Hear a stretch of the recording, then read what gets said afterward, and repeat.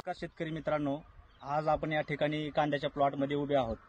तर या प्लॉटला आपण कृष्णा ॲग्री बिझनेसचे मल्टीप्लायर सुरुवातीला खतासोबत कोटिंग करून भेसळ डोस म्हणून एकरी 1 किलोचा वापर या ठिकाणी आपण केलेला आहे.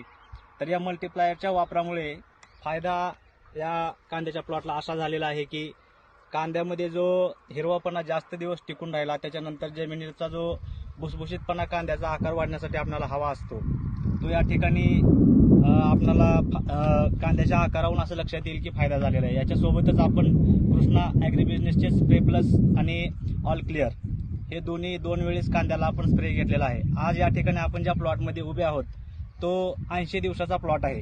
तर आपण या ठिकाणी बघू शकता की कांद्याची साईज आणि कांद्याला जो आलेला आकार आहे तो कशा पद्धतीने आलेला आहे. या ठिकाणी आपण बघू शकता की ही कांद्याची साईज हा 80 दिवसाचा प्लॉट आहे.